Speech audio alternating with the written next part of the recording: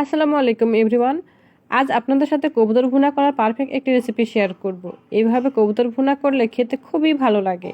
এভাবে কবুতর ভুনা করে পোলাও, খিচুড়ি বা সাদা ভাত দিয়ে খেতে কিন্তু অসম্ভব রকমের মজা লাগে। যারা কবুতরের মাংস খেতে পছন্দ করেন তাদের ভালো লাগবে আমার এই রেসিপিটি। কবুতরের মাংস খাওয়া স্বাস্থ্যের জন্য অনেক উপকারী, তাই সম্পূর্ণ ভিডিওটি না টেনে দেখতে থাকুন। কবুতরের মাংস ভুনা করার এর ইউনিক একটি রেসিপি। সো ভিউয়ার্স, চলুন তাহলে বেশি কথা না বাড়িয়ে কবুতরের মাংস রান্না করার এই রেসিপিটি আপনাদের সাথে শেয়ার করি। প্রথমে আমি কবুতরের ভুনা করার জন্য এখানে একটা কবুতর নিয়েছি, আর এই কবুতরটাকে খুব ভালো করে আমি পরিষ্কার করে ধুয়ে নিয়েছি যাতে কোনো প্রকার লোম না থাকে। তারপর আমি কবুতরের ভুনা করার জন্য এখানে নিয়েছি কিছু গরম মশলা, আর এই গরম মশলাটা দিলে কিন্তু কবুতরের ভুনাটা অনেক ভালো লাগে। তার সাথে নিয়েছি এখানে মরিচ, হলুদ এবং লবণ। তার সাথে নিয়েছি আদা রসুন এবং জিরা পেস্ট, নিয়েছি কিছু রসুনের কোয়া এবং নিয়েছি পেঁয়াজ কুচি। প্রথমে আমি একটা প্যানে তেল দিয়ে দেব। পরিমাণ মতো তেল দিয়ে আমি কড়াইটাকে খুব ভালো করে গরম করে নিব। তেলটা যখন গরম হয়ে আসবে তখন আমি দিয়ে দিব পেঁয়াজ কুচি।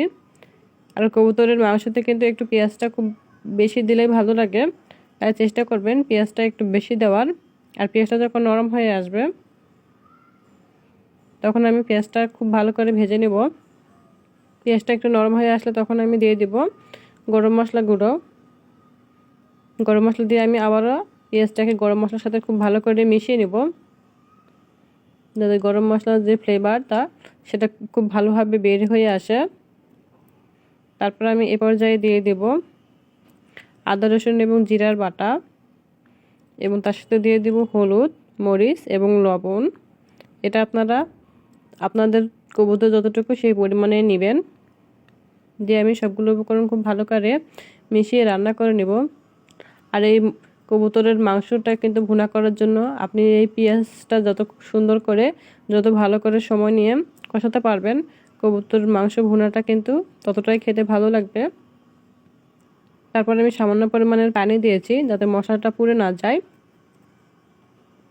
মশলাটা খুব ভালো করে কষিয়ে নেওয়ার জন্য আমি পেঁয়াজটা যাতে খুব ভালো করে গলে যায় এজন্য খুব ভালো করে আমি নাড়াচাড়া করে রান্না করে নিয়েছি।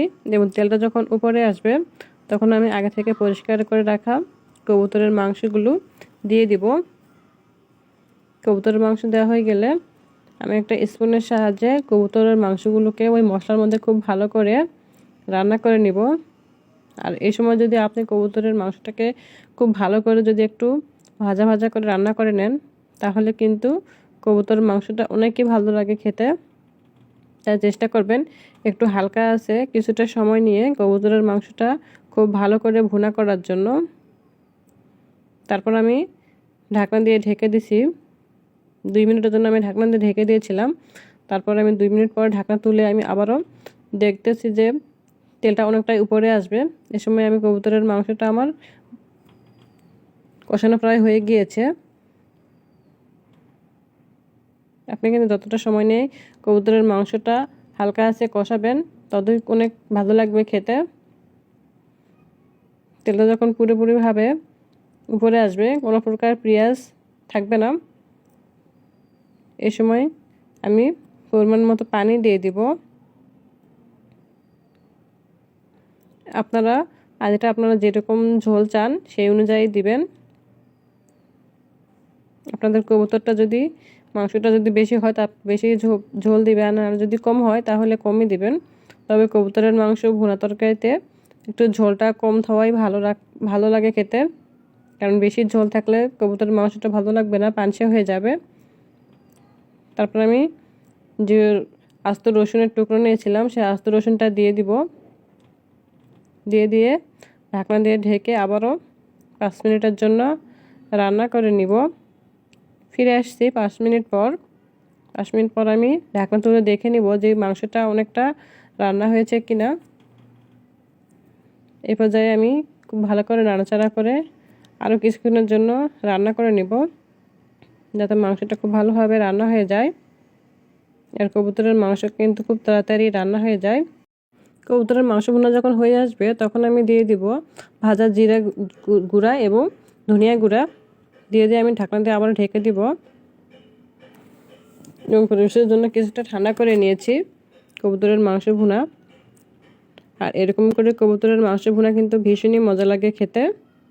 আস্ত রসুন দিলে কিন্তু কবুতরটা আরও মাংসটা খেতে অনেকই ভালো লাগে, তাই চেষ্টা করবেন কিছুটা হলেও আস্ত রসুন দেওয়ার জন্য।